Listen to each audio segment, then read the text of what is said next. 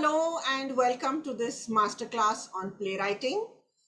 This masterclass is a part of the Young Playwrights competition, which is being hosted by Hyderabad Children's Theatre Festival, which is based in the city of Hyderabad, India, and Theatr Iolo, which is based in Wales, UK. And the playwriting competition is for young people between the ages of 7 years and 16 years. Now, I have been writing plays maybe for the last 20 years as an adult, and I've also written plays when I was in school. So, coming to this workshop, why are we doing this workshop? This workshop is a chance for me as a playwright to share with you, the young writers who are watching this video, share my ideas, approaches, maybe some tricks, maybe some guidance, some things that I keep in mind, or some things that I have tried to use to generate ideas and to generate or to create stories as well as scenes, as well as little plays. Everything that we're talking about today is focused more on the idea that you are going to be writing an audio play. So there is no actual live performance in front of an audience, it's just listening. An audio play of a short duration brings its own challenges. One of the biggest challenges I feel, which you should keep in mind, is that the length of your play is going to be roughly 10 minutes. When we write a story or a play which is in a limited amount of time, it is more about the audience connecting to the idea of the play, feeling whatever the characters are feeling, getting transported into the space or the place where the story or the play is happening. So let's look at starting points. Starting point is always one of the toughest things to navigate. Many of our ideas get influenced by what we read and what we watch, which is not altogether a bad thing, but it takes discipline to try and bring in your own ideas and your own experiences into your writing, which is what makes it unique to you. It is an extension of you as a person, and it's a story which only you could write, not someone else. So let's look at starting points that are connected with our own memories or our lived experiences. Now, you could think of memories as something which happened when you were a little child, maybe 5 years ago, maybe 10 years ago. Maybe it's a memory from last year, maybe it's a memory from a year ago, a month ago, or a week ago. So, looking at past memories, we would look at just sitting and thinking about them and jotting down certain experiences. You could look at photographs that you've taken or photographs that your family members have taken. You could look at your childhood photos, your family photo album, or photos that you have taken in the past week or past month, maybe with a phone or maybe with a camera. So these are photographs that I've selected. This is a picnic that I had gone to with my friends and family. And we climbed a big rock that day. Not like the kind of rocky slope which you need ropes and things for, but it was still a large rock that we climbed. And I remember I slipped and sprained my ankle. So that's why I chose this photograph, because it has a strong memory for me. Or a photo like this, which is from some kittens that were born in my garden behind my house, and I looked after them for 2 months this year in summer, and then how I got new homes for each of these kittens. So that is a whole story and all what happened and how we had to protect the kittens from being attacked by the tomcats in the neighborhood. So a lot of drama and all of that. Or photographs of your pet. This is my pet cat at home. Her name is Bajrangi, and she's 20 years old. So I have 20 years of memories with my cat. This is a recent photo, and she has a habit of, if anybody has a cat, you know that they have a habit of hiding somewhere in the house, under the bed, or running out of the house and then not coming back. And she loves to sit in this window and look out. So I remember various memories about my pet when I look at a photograph of my cat. This is an old photo of mine when I was much, much younger than I am now. It's when I was in college, and this is an old friend of mine. But this is not a happy memory photo. This is a mixed memory photo. It has happiness and sadness because this friend of mine is no more. But I like looking at this photo when I visited her house far away from Bombay. And you can see that there is a shed at the back and there's a lot of junk there. And I remember how she showed me her whole house, and there was a kind of haunted house next to her house. And I remember all those stories that she told me. So that's why I chose this story. And also, a sad memory can be of a person who does bring you joy and all the happiness that she brought to all of us. So this was a photo that I chose. This is a photo of a visit that a trip that I made with my friends to Ladakh, which is in the north of India. Those are the Himalayan mountains at the back. And this is in a desert plain. And there were no people in this valley when we went. There was just this wheelbarrow and so many textures, so much to see, and what could have happened in this place is to think about.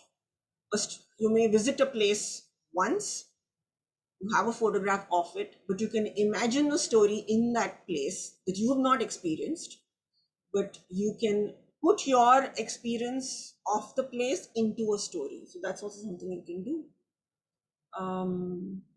This is a photo I took of some shells outside my house. There's a beach, so it's about 5 minutes walk.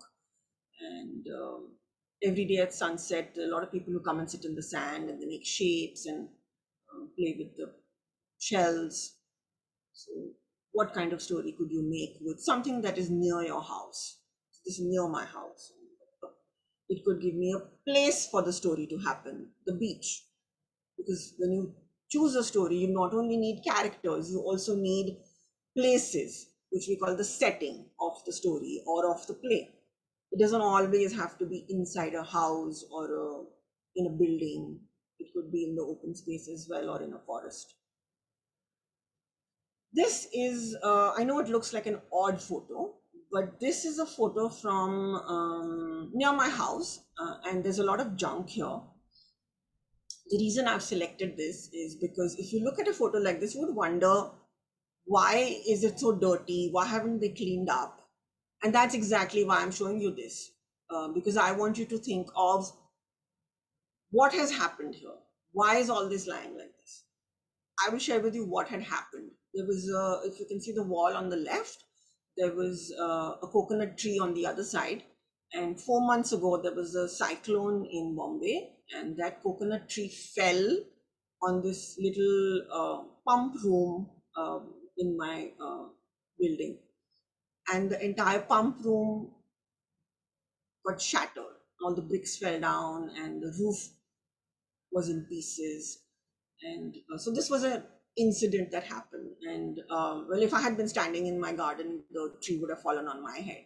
So I was really scared that day. And that's why I looked at this photo and I said, oh, why did I take this photograph? And then I remembered that this had happened. So sometimes the photos that you take remind you of incidents which you may have forgotten. So they don't always have to be beautiful photos. Or you can look at photographs of people around your neighborhood, in your neighborhood, around your house, or a place that you visit.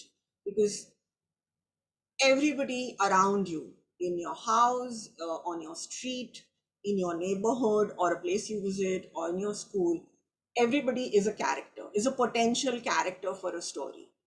And as a writer, as a budding writer, it is very important for you to observe people around you so that all those observations will be inside your head, inside your mind. And when you sit to write, you can think of all the people that could be possible characters. You can give them superpowers, you can change their names, you can change the place that they live in or the work that they do. But you can take some characteristics of people that you've seen and then convert them into characters in your play. It's not that you have to just sit with a blank sheet of paper and imagine all the details about a character on your own. You can base them on existing people without anybody knowing whom the character is based on. So this is a man I met who has a little shop where he makes fried snacks, and he's making fried snacks, and he's very talkative. He's a very talkative man, and he keeps telling stories while he's frying the snacks and packing the things for you. So he's an interesting character. So people around your neighborhood who are interesting, you can take photographs of them and keep them for future use. It's also a way of documenting your own life experiences of the people that you meet. Or new things you see. This is from a forest trail that I had gone on in 2018. There's a forest in the middle of my city, which is Bombay. It's a huge forest, and there are some special trails that we are allowed to go on with a guide. And this is a tree which is called a ghost tree. I don't know the botanical name, but the guide told us that this is a ghost tree and its bark is completely white. And they said if you come in the night, on a full moon night, then the whole tree glows in the moonlight. Now, we're not allowed to go in the night because there are leopards in that forest, and you're not allowed to go after sunset. So when I look at this photograph, I think of imagining a story in the forest. So I will give you a short exercise that I would do. So imagine I have to look at this photograph, and how do I write a story based on this photograph? So what I would do is look at this photo and maybe think of, say, 10 sentences or 10 phrases related to this photo. Okay. So I would say white bark, tall tree, ghost on a branch, alone in the forest, moonlit night, leopard under the tree, footsteps in the forest, wind blowing, billowing leaves, bright eyes in the dark night. Okay, so I have about 12 phrases or sentences. Now I would take these sentences and then try to write a story. The story could be, if I think on the spot, it could be about maybe me or somebody else lost in the forest at night near this tree. It could be maybe a young child who went into the forest and didn't come out when they were supposed to, and then the gates were shut, and the child saw bright eyes in the dark of the forest, and he thought it was an animal who's going to attack him. The child climbed the tree and then sat on that tree the whole night, and then what the child saw or did all night, or the child is running away from the leopard and how the child escapes. Many ideas to build a storyline. And then, of course, once you can put that down, you can take the photograph away. You can do this kind of thing for any photo that you have. Of course, you can also look at photographs in a magazine or on the internet or on Instagram or on Facebook. You can, but I usually prefer to look at photographs that I have taken myself, because I can remember that experience. I can remember the sounds that I heard. I can remember the smells of that place. It could be good smells, they could be bad smells. I can remember how I felt when I was there, or I can remember moving in that space, how it felt, if it was desert, or if it was a crowded street, or if it was me running away, chasing a cat who was trying to attack the kittens, as I showed you in one of the photographs. So the lived experiences always have many, many more details. So let me give you an example of how you can think of something that has happened in the past, recent past, and how we can capture that memory. So we have our personal experience, something you experienced or observed in the past week. Second step is to set your timer for 2 minutes on a piece of paper or on your computer or on your tab. Write down as many words related to that experience. Now, these words could be pairs of words, or they could be phrases, or they could be individual words, and different kinds of words as I had described earlier. Then you write down the experience like a story or a scene. A scene would then have character one, character two, or character one, two, three, four, as many characters as you've chosen or were there in that experience. And then how they talk to each other. So what they say to each other, the conversation becomes their dialogue or their dialogues. And then that's how you would write. And then you would maybe give some descriptions in between. Character one walked from home to the street or down the street or whatever, some descriptions of action. So this is one way of starting an idea or starting a story by looking at your own experience. Of course, you can take this uh, and then do something else with it, which we will come to a little later. There are other ways you can start writing down about your past experiences. For instance, you could think of maybe an incident or a memory where you discovered something new. Because discovering something new is always a memorable moment. It could be things that make you laugh. You can make a list of all the things that make you laugh. They could be particular incidents or a joke or something that you saw, or just generally things that make you laugh.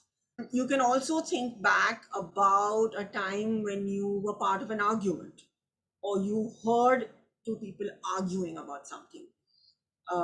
Because argument is one of the, not most, but is one of the dramatic conversations that people have there, because there is so much tension in the air and in an argument.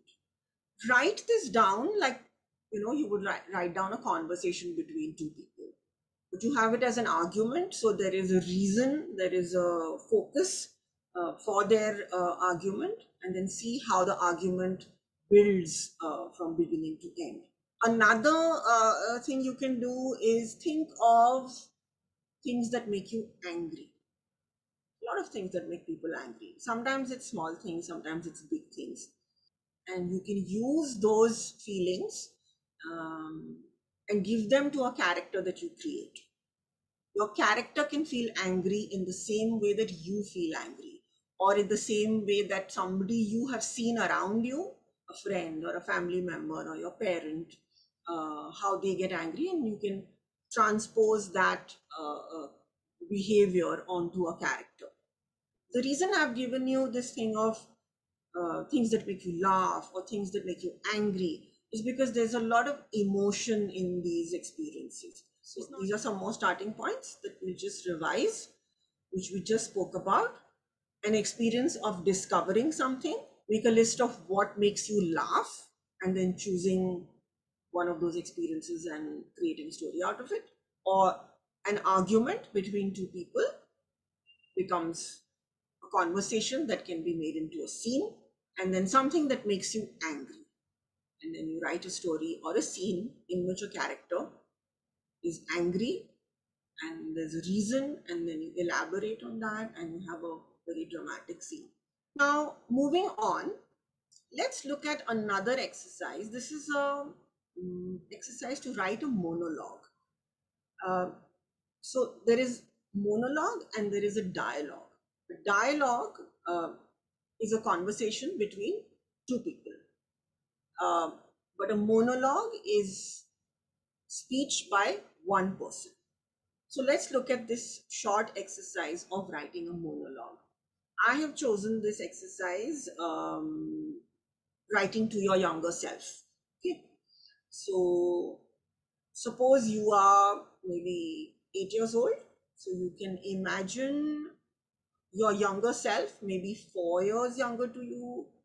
If you are maybe 14 years old, you could look at your younger self 6 years ago, which would be 8 years. So that's your choice. It's a creative choice. You can choose as many years as you like. Choose your younger self's age, and then so you can write a letter to your younger self. So, what now would you want to say to your younger self? Maybe an incident that you want to share with them, maybe a warning that you want to give to them. You can choose. It could be a funny letter, it could be a very serious letter, but try to see that you don't make it like a lecture. That you should do this, you should not do that, because then that's very boring. This is the exercise. Write a letter to your younger self. Since most of you are between the ages of 7 and 15 years, I have chosen to suggest a difference of 4 to 6 years between your current age and your younger self. If you don't want to write a letter, you can draw a self-portrait and then keep it in front of you and talk to it. If you don't want to record that audio, you just talk and then try to remember what you said and write it down. It's your choice. If you record it, then it's just, you remember, you can just write down everything that you said. And then you can edit. You can always edit parts that you don't like. To be a writer, you need to keep practicing, and these are different exercises to activate your mind, to be able to think of different characters, different situations, to capture the emotion of a character, to capture the description of a place. Now we'll move on to another sort of set of starting points. Now we come to objects. So we all have objects all around us, small objects, big objects, objects that we can move, objects that we cannot move. Then there are objects made of different materials. When you touch them, they feel different. So you can choose all kinds. So I will now share with you an exercise that I have used many times for my own writing, as well as with young people who are writing a play. I would suggest that you choose about, say, 10 or 10 or 12 objects from around your house. Okay. And you collect all these objects and you put them in a box. So here's my box. Okay. It's a little bamboo basket box, which is pink in color. And if I open the lid, I have a lot of things inside, a lot of everyday things. You can make your own box. If you want to spend more time, you can decorate your box and then fill it up. But remember to choose different kinds of objects. Now, after you have chosen your objects, I would suggest these few exercises. Okay, now what do we do with these objects? We've collected all these objects from around the house. What are we to do with it? So, what you can do is you can first exercise, choose one object, okay, and tell a story about this object in maybe 2 or 3 minutes. Another exercise you can do is maybe choose one object, any one object, and you recall your memories related to that object. Okay? So things like who gave it to you, why did they give it to you, what have you used it for, is there an incident related to that object and that memory of you receiving it, or maybe you used it after that. If there is no incident, related to the object, then maybe you can imagine an incident involving the object. You write that down as a scene. That was exercise 2 with the objects. Now, what if we don't take one object? What if we take, say, 2 objects? Take 2 objects, any 2 objects, and imagine them in a particular place. It doesn't have to be where you pick them up from in your house. You can imagine it to be maybe on your study table, or maybe the objects are in the garage, or maybe they are on your porch, or maybe they are inside a wheelbarrow, or maybe they are inside a closed cardboard box, or maybe they are under your bed. So you can think of some place in and around your house where these 2 objects are kept or they are placed. Now, that would give you a setting. Any scene, especially in a play, uh, also in a story, but we're talking about a play. Any play, the scene has to have a setting. It has to be set in a particular place. So you need to know the setting, whether it's in a room, whether it's in a garden, whether it's in school, whether it's on the street, a forest, a cave, underwater, wherever else. So in this instance, we choose 2 objects. We imagine them in a particular space or place in our house or just outside our house. And then you imagine a conversation between the 2 objects. You can choose any 2 objects from your box and imagine them in a place in your house. Try to make it specific. Don't say bedroom, study room. If it is your study room, then where? Because objects are small. So think of something specific. It could be under your chair. It could be on the loft. It could be hanging on the curtain. Something very specific. Or just simple like on your bedside table. Nothing mysterious like under the bed, but it could just be kept on your pillow. Simple. But if you say choose a space like on the pillow as opposed to a space under the pillow, the conversation would change, could change, because one is in one instance they are visible and in the other instance they are hiding. Maybe they are hiding or they are hidden. So that's why choosing the setting is important, because that gives direction to what your scene is going to look like. And then you can write down this conversation between the 2 objects, how they got there, what they're doing there, getting to know about each other, or maybe they are hatching a plot together, or they are trying to run away. I don't know. The conversation could be anything. That depends on your objects. You can let your imagination go wild, and you can write a scene with the 2 objects. Now we can choose an exercise maybe with 3 objects. Okay, so you can choose any three objects that you like, and then try to build a story in which all these 3 objects feature. They don't have to feature as characters. They could just be elements in the scene that you write. And then now we can go beyond our home. So you can imagine the story anywhere you like. We've already done exercises with the object where we are imagining something in our house, and now we do this imagining it in another space.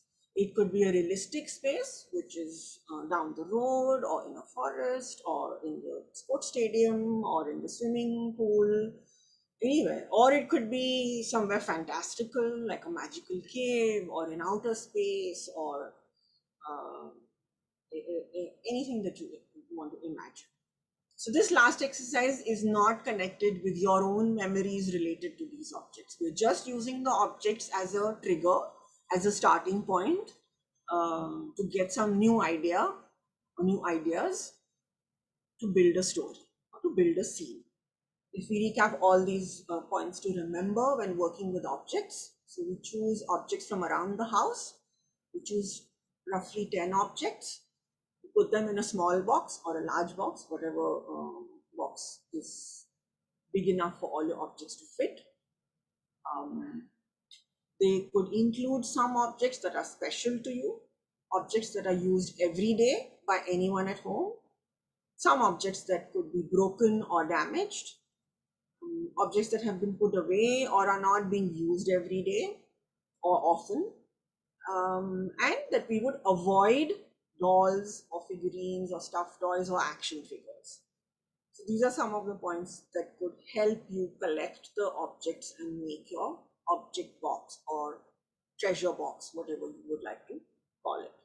So now that we've gone through various exercises of writing a scene or writing a story using our past experiences, our memories, memories related to our photographs, something related to our drawings or paintings, ideas that we generated using objects. So we've got various stories or various scenes that we have written. We've got all these ideas scattered around. So now what do? We've got many scenes. Each of them is a possible play. Each of them is like a seed for a play that you could write. But how do you move ahead now? What do you do with all this rough material? The first thing I would suggest is that you, maybe not on the same day, and I don't think you'll be doing all these exercises at once on the same day. So once you've gone through these exercises, maybe over a week or maybe less than that, you gather all your papers or all the things you've written and read them to yourself aloud. So you read them all once again. It's important to read it aloud because it's important to hear what it sounds like. That's also part of the exercise. Once you've read them all and revisited everything that you've written over the past few days, next, what I would like you to do is to see if there are any connections, any kind of connections between the scenes or the ideas that you've come up with. Now, can these little bits that you've written come together as a script? Some things may be possible, some things may not be possible. I would say look at them like pieces in a jigsaw puzzle. When you keep all the pieces separate in a jigsaw puzzle, you don't immediately know where what is fitting.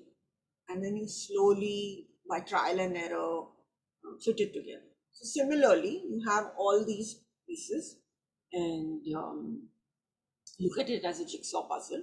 What I would suggest is you can use post-its or any kind of small chits of paper, and each scene or each exercise, the idea that you've written or the story that you've written, you can give it a heading or describe it in one sentence, and then you write it down on this paper.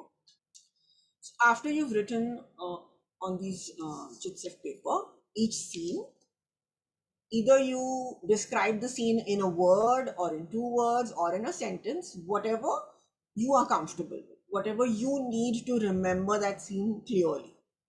You put them all like that, describing each scene, and then again look at it. Are there any connections between the different scenes? Okay. Now the connection could be, there could be an object which is repeated in 2 scenes, and then maybe the one scene could be part of that play in the beginning, and the next scene could be a part of the same play later. It's not necessary that there will be connections between the scenes that you have written on all these chits. It may not have, there may not be connections.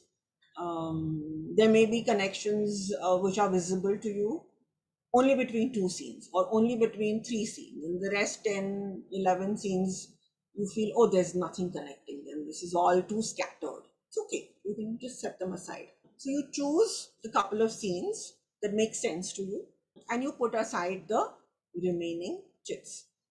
And then The reason for writing them on different chits is you can shift it around and then, like put it forward, backward, and see, change the sequence of the scenes. Once you've done this, what you can do is rewrite the scenes. Suppose I've chosen 2 scenes or maybe 3 scenes, and I want to see that I see the connection, but when I read it, it's not flowing smoothly. So you read them in the design sequence. Now, the sequence that you are planning, you read them in that sequence to take the story from your scene 1 to your scene 2, which you feel needs something else in between. So you can fill up those gaps and then you see your whole story coming out of this addition of scenes. You add connections, you add details. You may even change or replace the characters. So in one scene you had originally written for the cookie jar, suppose. It's your choice, it's your story, they're your words, they're your characters. You can change them, mold them, replace them, shift them around. You can do whatever you like. It's all in your hands. So you can change them around and then see what storyline you're getting, how the play is moving from the beginning to the end, and remembering that we're looking at something which is only maybe 10 minutes, so nothing too complicated. Sometimes you may think maybe my whole play is just one scene. It's possible. Or you may say, I don't need more than 3 scenes. There is no rule or there is no hard and fast sort of guideline to follow that a 10-minute audio play must have X number of scenes. It must have 3 scenes. It must have 5 scenes. There is no rule like that. That you can choose depending on what your story is, what you need to convey your idea and to make it interesting for the audience who's listening. Okay. Now, alternately, what you can do is after you've made the chits, remember we made the chits and we wrote down each scene in brief on a different chit. What you can do is you can choose one chit, any one chit that you find interesting. You choose that scene that you've written. Maybe it is a conversation between 2 characters that you wrote. Maybe it's an argument that we discussed earlier. Maybe it's something related to what makes you angry. Any of the exercises, you choose one scene that you've written and you shift all the other scenes aside. Keep the scene in front of you, read it again. Then think of what could be a scene before this. So we write a scene before the one we have already written. Okay. So we write one scene before. And then we think about what happens next. And we add a scene after. So we take one scene, we write a scene before, and we write a scene after. At the end of that exercise, we get a total of 3 scenes. The characters in all these scenes would be the same. There may be an additional character in the pre-scene or the post-scene, or maybe identically same characters in all 3 scenes. That's up to you, how your story is flowing. As we add scenes, the story builds. So you think of your characters in the scene that you wrote. How did they reach here? Why? What could have happened before this? Or what could happen after this? These are things to think about. Now, after you have 3 scenes, what you will see is a story will start emerging. This need not have been a story that would have been in your mind before. But once you write the 3 scenes by this addition process, you start looking at the emergence of a storyline through the 3 scenes. You can continue adding like this. You can continue adding one more scene before and before, or one more scene after and after, or maybe one scene in between 2 scenes that you've written. It all depends on when you are writing, what ideas you put down on paper. So once you've done this, your idea will start taking shape into a script, into an entire story with multiple scenes. Now, remember that whatever you're writing should be exciting and engaging for you. It should, if you find it interesting, only then you can make the audience find it interesting. It's always a trap if we try to write something only thinking that this will make people laugh or this will make people curious in the audience. Does it make you laugh? Does it make you curious? Does it, uh, is what you are writing, is it exciting for you yourself? If not, then don't force your idea just for the audience. Because if you cannot feel what your text is trying to say, then making the audience feel that there's a level of sort of fakeness to that. And it's also, we're not only writing for the audience, we're also writing for ourselves, for our own joy. So we should connect with what we are writing. It's important. Second thing which you should remember in this is when you're in this addition process is, again, there is no rule that you have to keep adding and make 10 scenes. You maybe add one scene before, one scene after, 3 scenes, and your entire play is ready.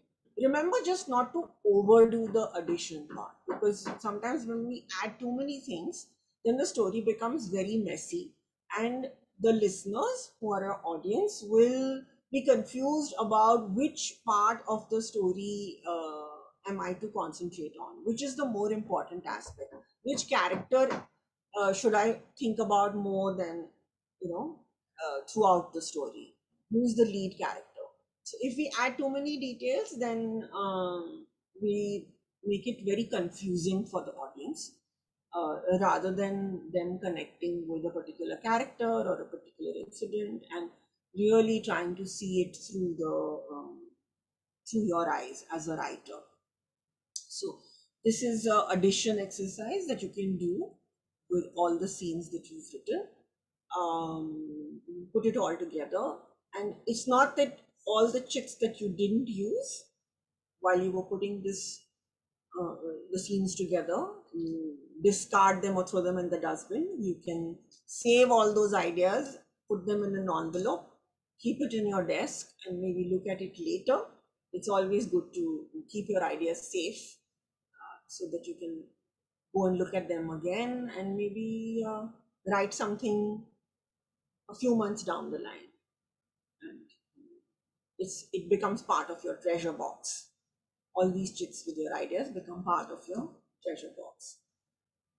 And that's it to do with various starting points and building scenes and then adding scenes to each other to build a